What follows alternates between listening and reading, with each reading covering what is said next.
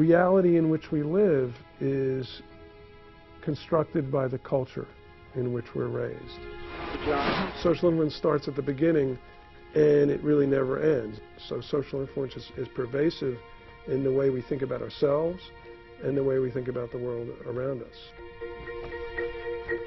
We spend a lot of time in life trying to get other people to do what we want them to do. Some excel at this. The great leaders of our time have seemed to know exactly what it takes to motivate those around them. If you want to influence people, you have to first understand what they want. You have to understand their three basic motives. There is the hedonic motive, then there is normative influence and informational influence. The first and maybe most important motive is the hedonic motive. Hedonistic motives or hedonism has to do with motivations that come out of gratification, things that we enjoy, the sex, drugs, rock and roll kinds of motivations. And those certainly are shared with non-human animals. Our desire for pleasure over pain is what allows us to learn. It's the engine of operant conditioning. As deep as the desire to seek pleasure runs, so too does the desire to have others like us, to accept us, and to approve of us. We evolved in groups for a reason. We are wired to seek out the company of others to help us survive and reproduce. There's two basic motives that make us responsive to other people. One we call normative influence. To get along, we go along. We want others' approval. There are a whole list of norms, of unwritten rules of society that all of us follow with exceptional fidelity. And the reason we do it is that we know other people won't approve of us if we don't. One classic example of social influence was the conformity studies of Solomon Asch. He presented people with a standard line and asked them which of three comparison lines was identical to this.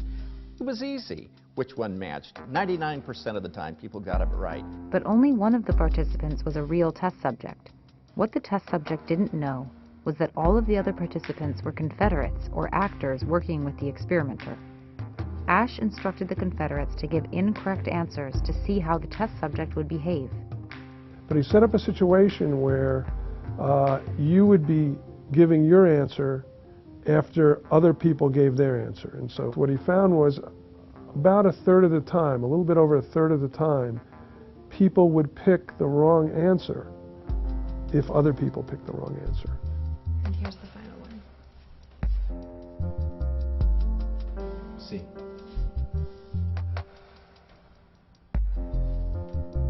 See.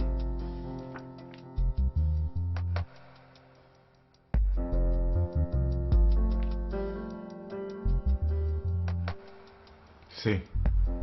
And that kind of shows the power of conformity, that in this social context, people would say things that didn't fit what their eyes were sort of telling them. That we call informational influence. Others give us information about reality. I was just in a group where everybody was looking left. I couldn't resist looking left because they might have some information that I need, and it would be stubborn insensitivity not to be open to other people's information. Normative influence and informational influence. Hello. Hi, Mrs. Ingram. I'm Andrew from Top Cut Kitchen Knives. So when a salesperson says to us, most people buy the deluxe model, he or she is communicating to us that other people do this, and therefore, it's probably the wise thing to do. Well, there are a number of common and very effective sales techniques that might be practiced against you if you find yourself in that situation. One of them psychologists talk about is the foot in the door technique. That is, that you get people to agree to a very small request initially, and then you up the ante later. Another is known as the door in the face technique. That is, you get somebody to slam the door in the face, and then you scale back the request, and you figure people are going to play ball. They're going to meet in the middle. It's not comfortable to be the odd person in a group, and so we wear the clothes that other people wear. We adopt the mannerisms that other people adopt. We think like they think, we act like they act. Sometimes cues for our behavior come not from the norms of our peers, but from the demands of authority.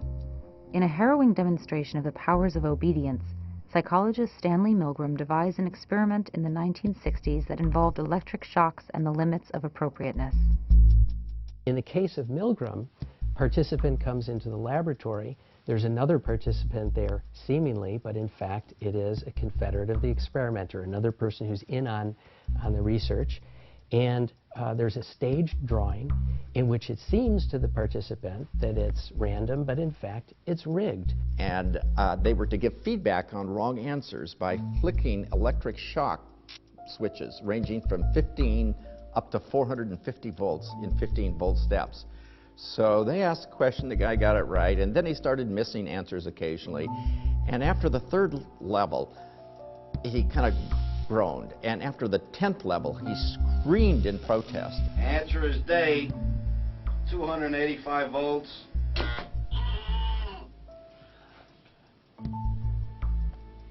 Continue, please. Fat. Man, lady, tub, neck. The question is, at what point will that teacher break off and say, I can't do this?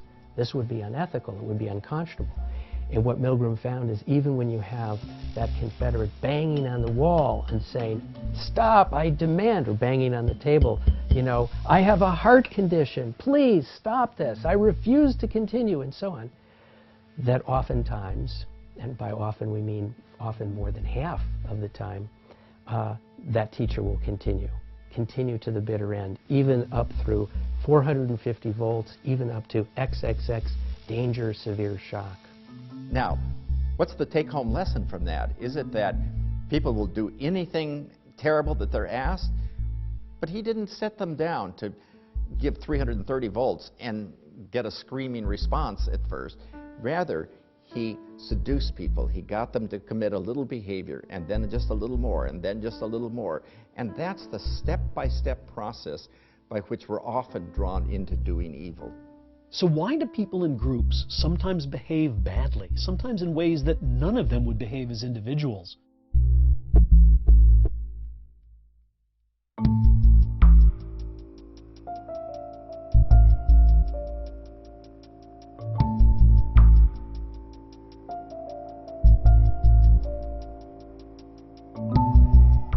The answer is that groups can make us feel de-individuated.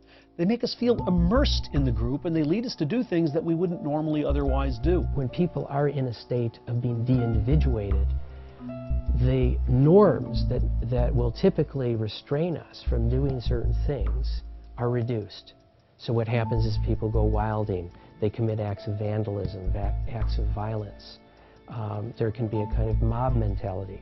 So it can be very, very dangerous to be de-individuated, lose your sense of self, of individual accountability, and then go on to perpetrate certain acts that social norms typically would restrain us from.